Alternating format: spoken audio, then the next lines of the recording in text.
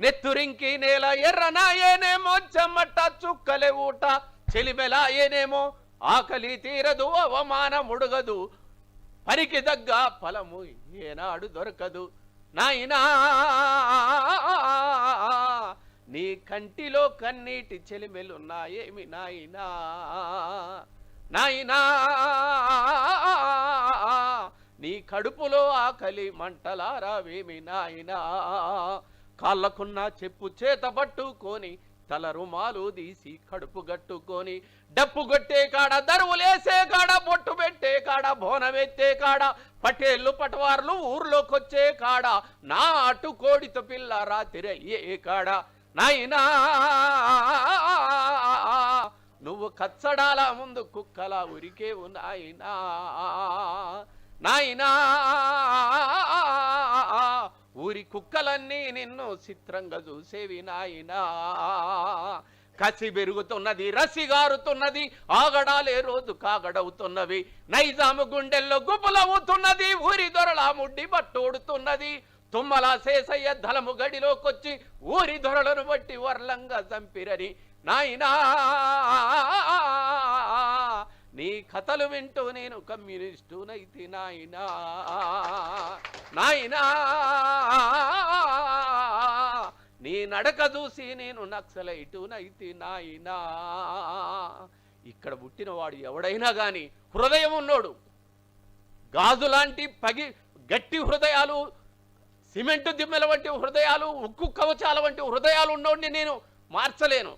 కానీ కన్నీరు గార్చేవాడు హృదయం మెత్తగా ఉన్నవాడు ఎవడైనా కానీ కమ్యూనిస్టుల ప్రభావానికి లోను కావాల్సిందే ఈ తెలంగాణలో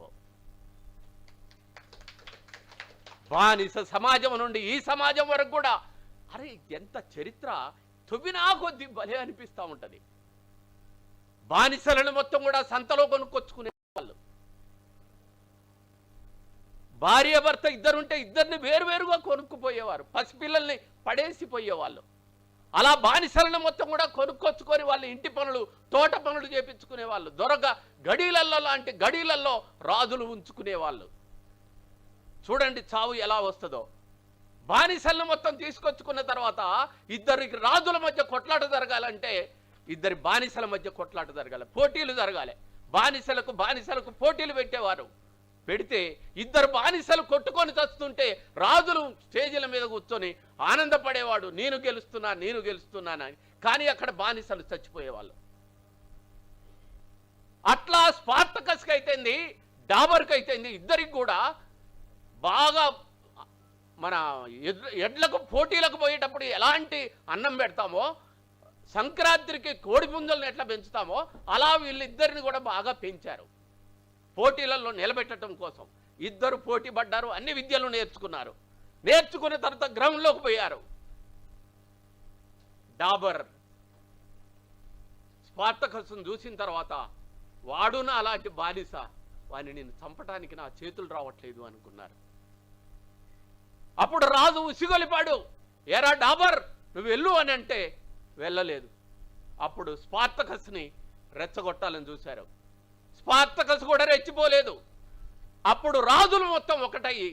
డాబర్ మీదికి శూలాలు పెట్టి కాల్చి చంపివేశారు అప్పుడు స్పార్టకస్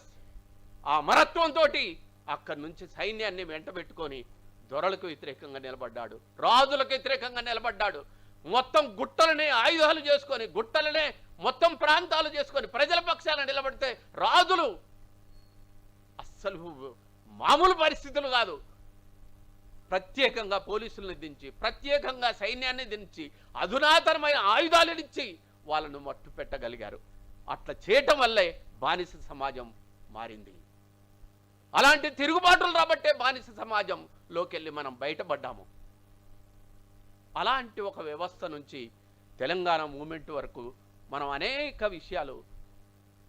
చూస్తూనే ఉన్నాం ఇద్దరు ముఖ్యమంత్రులు నిన్ననే మాట్లాడుకున్నారు మాజీ ముఖ్యమంత్రి ఇప్పుడున్న ముఖ్యమంత్రి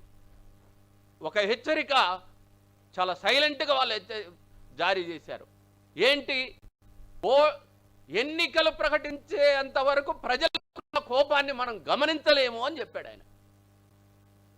అంటే ప్రజలు ఒకనాడు ఉన్నట్టు లేరు చాలా పాలీడుకురు అవసరం వచ్చినప్పుడు దొరగడీళ్ళు కూడా కూల్చడానికి వాళ్ళు ముందుకొచ్చారు. ఆనాటి ఆయుధాలు ఇప్పుడు లేవు, ఆనాటి కమ్యూనిస్టులు ఇప్పుడు లేకపోవచ్చు, కానీ ఒక్కొక్క పాలి ప్రజల తిరుగుబాటు ఓటు ద్వారా కూడా ఒక ప్రజాస్వామ్య వ్యవస్థ, ఒక డెమోక్రటిక్ వ్యవస్థలో గోడలు కూడా. కాబట్టి ప్రజలు చరిత్ర నిర్మాతలు. ప్రజలు ఎప్పుడు వాళ్ళని అమరత్వాన్ని గుండెల్లో పెట్టుకుంటారు. ప్రజలు ఎప్పుడు తిరుగుబాటుకు అండగా ఉంటారు. కాకపోతే అంతగా ధైర్యంగా కొట్లాడగలిగే శక్తి మనకు ఉండాలి. అలాంటి అమరవీరుల యొక్క చరిత్ర మన గుండెల్లో నింపుకోవాలి. అలాంటి ఒక సుందర సుచందన ఆనంద మా అమ్మ చచ్చిపోవటమే ఒక బోధి వృక్షం నాటాను అక్కడ. నేను చూసుకున్నప్పుడల్లా అక్కడికి పోతే మా అమ్మ ఆ ఆకులు, ఆ ఆకులలో ఉన్న ఇలాంటి రేఖలు, మా అమ్మ గుళ్ళు అవన్నీ చూసుకున్నప్పుడు నేను చాలా దుఃఖపడతాను, ఆనందపడతాను. అమ్మ ఉన్నట్టుగా నేను భావిస్తూ ఉంటాను. అందుకనే బుద్ధుడు అంటాడు, మనం చనిపోయిన మన తెలివితేటలు, మన సాహిత్యం, మన కళలు, మనం ప్రదర్శించిన హావభావాలు మొత్తం కూడా చనిపోవు, అది ప్రజల గుండెల్లో ఎప్పుడు కూడా ఉంటాయి.